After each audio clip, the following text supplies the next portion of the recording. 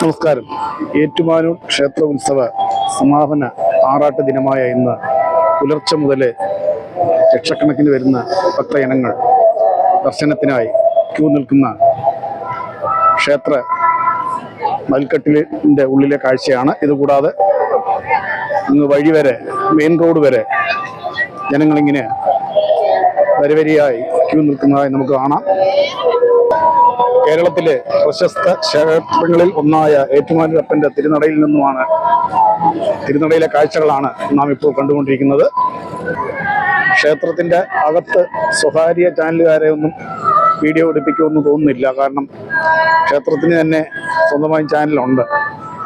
നമ്മൾ അഥവാ ഇനിയിപ്പം അകത്ത് കയറി എടുത്തിട്ടാലും അത് നമുക്ക് കോപ്പിറൈറ്റ് വരുന്ന കാരണം നമുക്ക് ഇടുന്നതുകൊണ്ട് യാതൊരു ഫലം ഉണ്ടാവില്ല. എന്തായാലും എടുക്കാൻ പറ്റുന്നിടത്തോളം വിഷ്വൽസ് ഞാൻ പകർത്താൻ ശ്രമിക്കാം.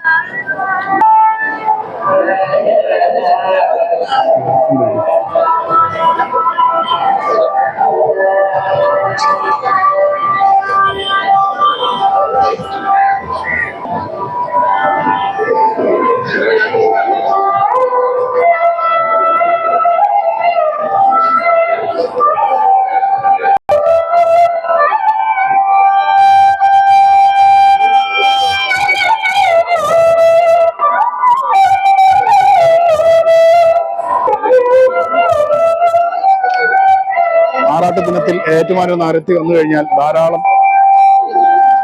ദാഹശമനി മോര് ലഭിക്കുന്ന കൗണ്ടറുകൾ കാണാവുന്നതാണ്. ഈ കാണുന്ന മോര് കൗണ്ടർ ഏറ്റുമാനൂർ ക്ഷേത്രത്തിന്റെ കോമ്പൗണ്ടിനകത്താണ്. ഇതല്ലാതെ വഴിനീളെ ധാരാളം ദാഹശമനി മോര് വിതരണം ഉണ്ടായിരിക്കുന്ന ആണ് ഏറ്റുമാനൂർ ആറാട്ട് ദിനത്തിൽ.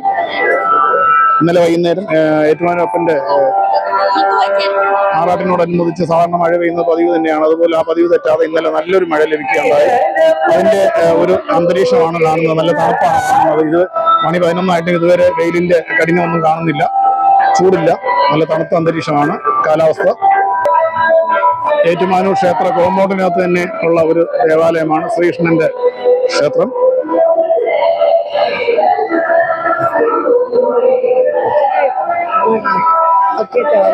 ഇതിലൂടെ ഭക്തജനങ്ങൾ ഏറ്റുമാനൂരിൽ തൊഴാനായിട്ട് കടന്നു പോകുന്നുമുണ്ട്. ഇതിലൂടെ പ്രവേശിക്കുന്നവർക്ക് ഏറ്റുമാനൂരപ്പന്റെ ശ്രീകോവിലിൽ ചെന്ന് തൊഴാനാവില്ല. അല്ലാതെ കൊടിമരത്തിന്റെ എവിടെ നിന്ന് തൊഴുതു മടങ്ങാം.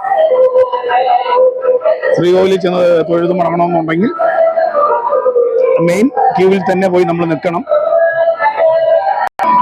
ഈ കാണുന്നതാണ് ശ്രീകൃഷ്ണ ഭഗവാന്റെ ക്ഷേത്രം.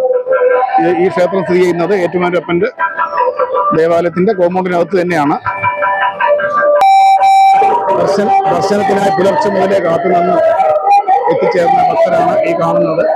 ഈ ക്യൂ അങ്ങ് പോയി വരെ ഉണ്ട്. ഏതാണ്ട് 2-3 കിലോമീറ്റർ ദൂരത്തോളമുണ്ട്.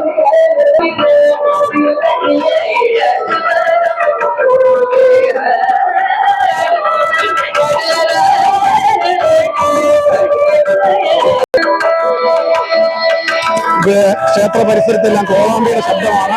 എന്റെ സംഭാഷണം കേൾക്കാൻ പറ്റുന്നുണ്ടോ എന്ന് എനിക്കറിയില്ല.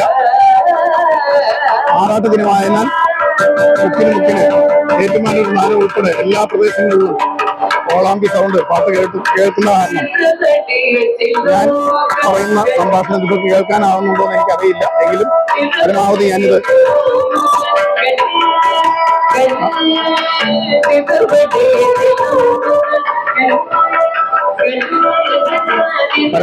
ഇവിടുത്തെ സ്ഥിതിഗതികൾ നിങ്ങളെ അറിയിക്കാൻ ശ്രമിക്കാം. ഏറ്റുമാനൂരപ്പന്റെ ക്ഷേത്ര കവാടത്ത് തന്നെ ഉള്ള ഒരു വിഗ്രഹമാണ് ഏറ്റുമാനൂരപ്പൻ. നന്ദിയുടെ പുറത്തിരിക്കുന്നതായിട്ടുള്ള ഒരു വിഗ്രഹമാണ്.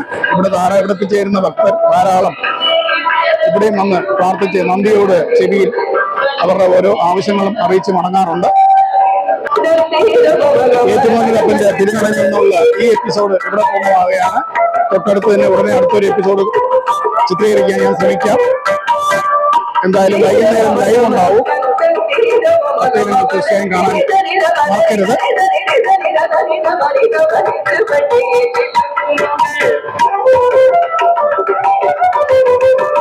ഏറ്റുമാനൂരപ്പന്റെ തിരുനാളിൽ നിന്നും ദീപം FIS ചാനൽ. നന്ദി, നമസ്കാരം.